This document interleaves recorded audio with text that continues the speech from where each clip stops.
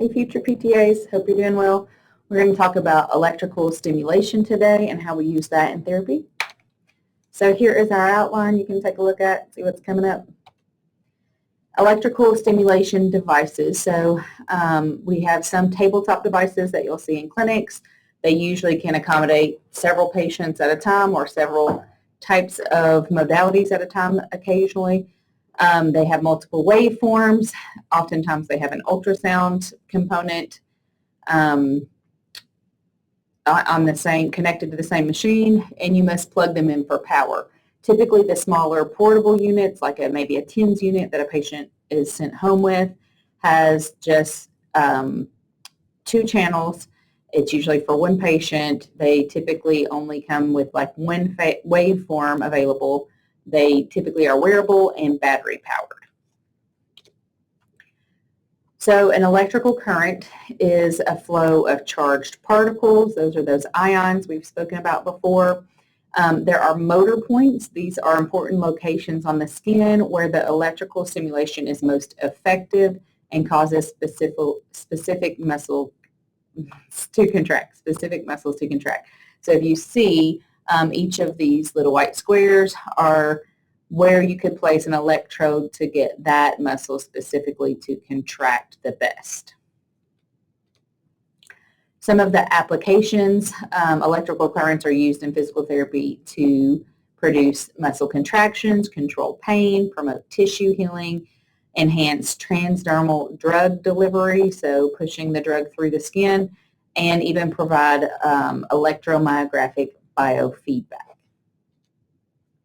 There are 3 different waveforms that we use. Direct current is a continuous stream of charged particles in one direction. It's used for things like iontophoresis and stimulation of a denervated muscle. Versus alternating current, there is a continuous sinusoidal bidirectional flow of charged particles. So it is going in both directions, like up and down, but it's continuous. It's constant. There's not pauses in the current. This is the type of current used in electrical outlets, but it is also used at times in our settings for pain control and even to elicit a muscle contraction. Pulsed current has interrupted flow of charged particles. So the current flows as a series of pulses where there's times where it's flowing and times where it's not. If it's monophasic, it's one direction only. That's that top picture. This could be used in edema control, like high volt current, or it could be used to promote healing. With biphasic, this is more commonly used in physical therapy. It goes both directions, but it still has those pauses and those intervals of on times and off times. This is typically used more so to control pain and produce muscle contractions. So asymmetrical biphasic waveforms are typically more comfortable in smaller muscles. Symmetrical biphasic waveforms are typically more comfortable in larger muscles. With interferential current, or IFC, this is produced by crossing 2 medium frequency alternating currents with slightly different frequencies. So usually you'll have 2 electrodes with the same lead that you put in a position and 2 electrodes on a different lead that you put in the opposite pattern so that they form an X. And in the middle of that X, there is a change in the way the frequency and the current runs because of the crossing of those 2 alternating currents. Okay, so IFC is an interference of those alternating currents. It produces cyclical increasing and decreasing amplitude waves. The frequency of the cycle is called the beat frequency, and it's equal to the difference between the 2 frequencies. So an example is if you had one frequency of 4,000 hertz and another of 4,100 hertz, then 4,000 minus 4,100 leaves you with 100. The beat frequency would be 100. It's the difference between the 2 different currents. IFC is typically more comfortable than biphasic current. Biphasic current is what we used, biphasic pulse current, is what we use for a TENS unit. So a lot of people will ask, because a lot of people are familiar with TENS unit, and if we do IFC in the clinic, a lot of times they'll ask, like, what's different between this and what I send home? And although some of the same goals are being targeted, like pain control, there are different currents, types of current being used for that goal. So I think the best quick answer that you could give a patient is the machines use different types of currents, all to help control pain. You have to, with interferential current, you have to configure the electrodes in a way that causes the two currents to intersect like an X. Okay, so if you put two of the electrodes that are connected to the same lead here and two over here, and it's just two lines that are parallel, they don't cross, and it's not interferential current. But once they cross, the crossing of those currents is what makes it be called interferential current. With pre-modulated current, this is also an alternating current. It's in the medium frequency range, and it is sequentially increasing and decreasing in amplitude. So it's produced with a single channel rather than two channels that intersect the lines. It's just one channel and you go from one end to the other. So it's just a straight line. It's very similar in the way it works to interferential current, but it doesn't have the same benefits. So some of the benefits of interferential current is a lower current amplitude and a larger area of stimulation, versus the pre-modulation has similar benefits but does not have those advantages. Doesn't cover as large of an area, and it does not allow you to do it at a lower current amplitude. So I like these pictures here where the lines cross is the interferential current when you're using two leads, and then when you just have one, you have pre-modulation. Russian protocol, this is a specific protocol of alternating current that was developed by a man, Yakov Kots, specifically to strengthen the quadriceps of Russian athletes. So it was a very specific protocol where they used 2,500 hertz, 10 millisecond long bursts with 50 bursts per second at 10 millisecond interburst intervals. Now, in modern day times when we use Russian, it's more lax. It's not that specific of a protocol, but anytime someone is using between 1,000 and 10,000 hertz and a beat frequency between 1 and 100 beats per second, then they typically refer to it as Russian stimulation. So every time you see Russian stimulation, it may not be this exact protocol that was initially developed, but it's somewhere with a medium carrier frequency and then a burst frequency of 1 to 100 bursts per second. So they used 50 in that specific protocol. Typically, it's still used over quadriceps to help strengthen those muscles. Some of the parameters for direct current. Current flows equally throughout the stimulation time, and the only parameters that can be adjusted are amplitude and the amount of time you treat the patient.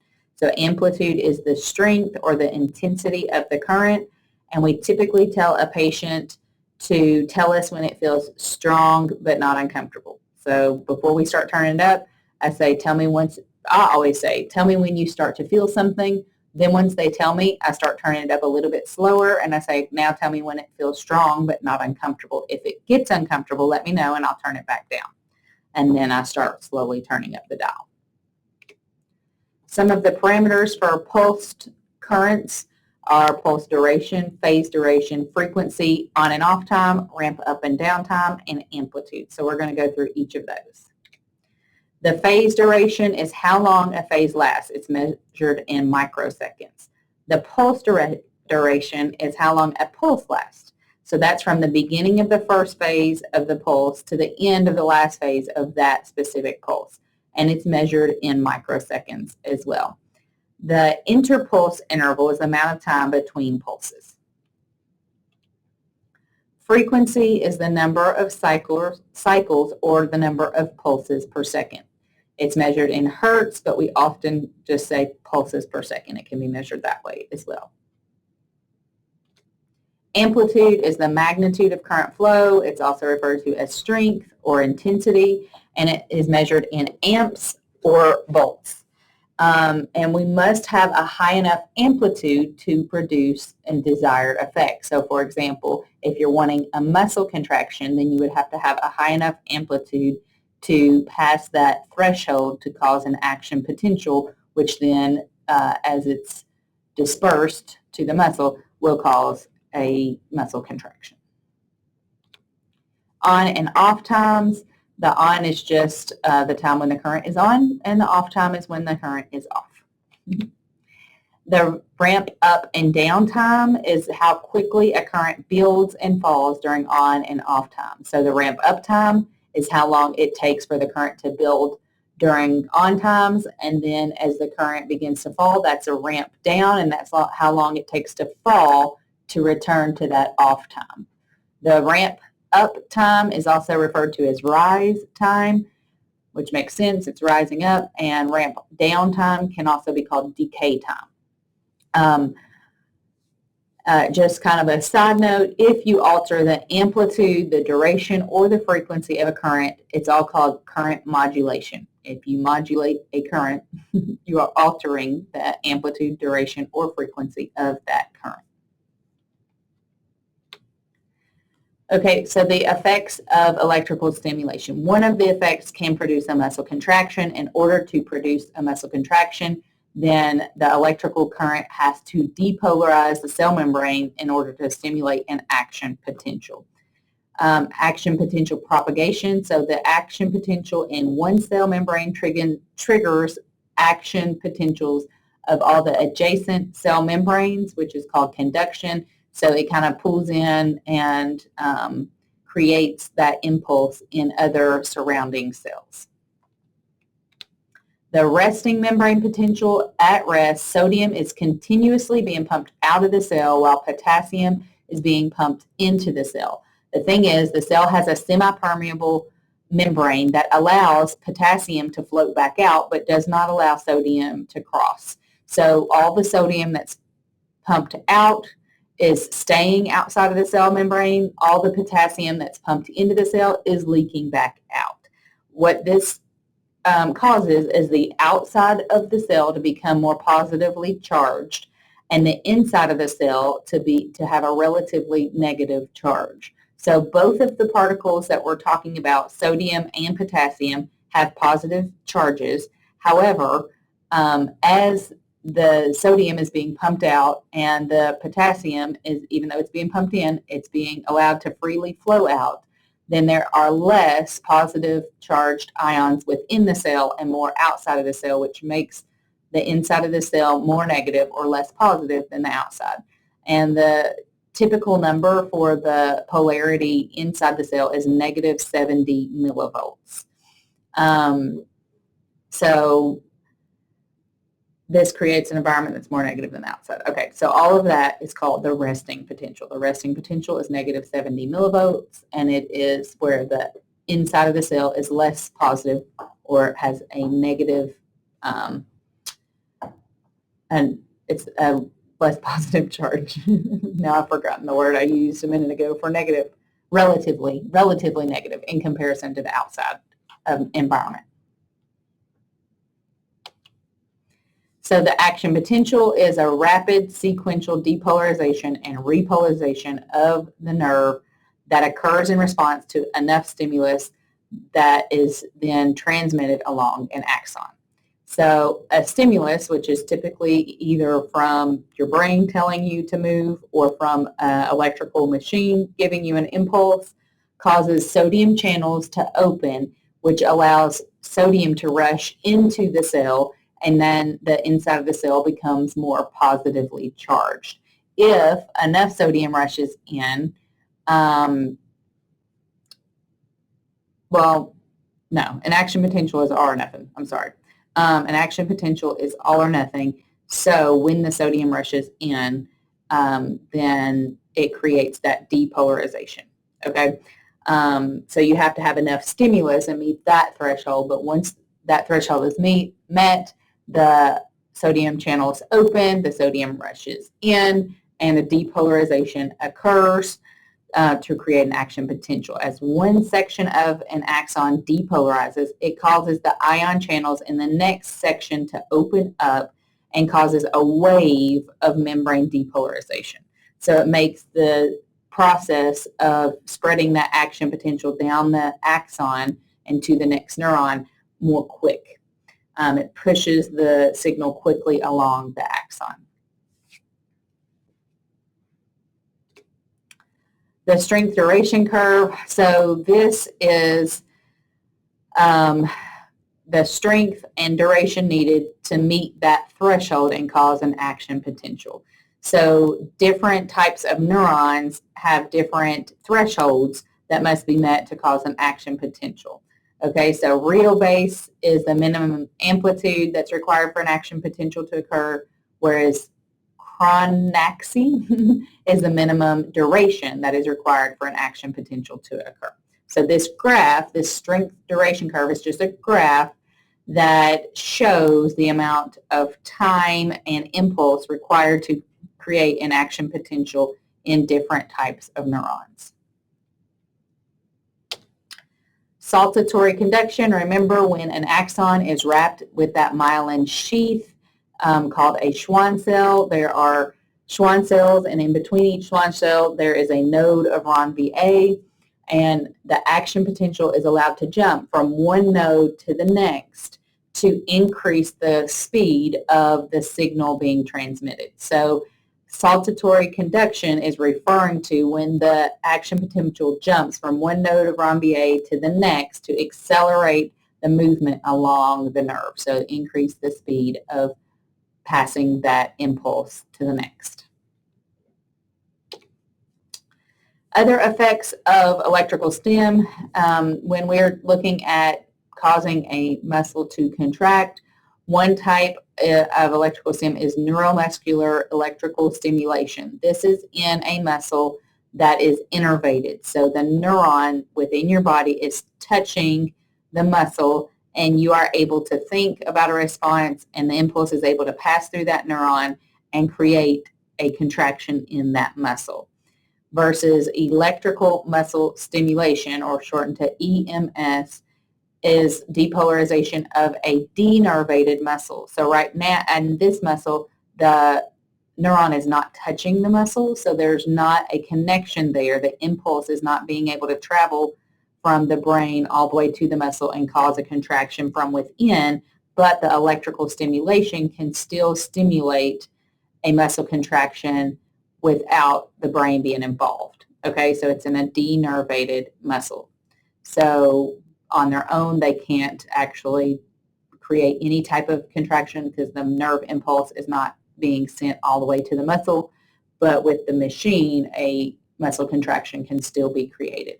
It takes longer to stimulate a muscle contraction when the muscle is denervated, when the nerve is not intact, but it is still possible. Some of the ionic effects of electrical stim: with balanced biphasic waveforms, there is not an ionic effect as far as no charge is left in the tissue. It's left with the same charge it had before the stimulation. But with direct current, with pulse monophasic currents, and with unbalanced biphasic currents, all of these waveforms leave a net charge in the tissue.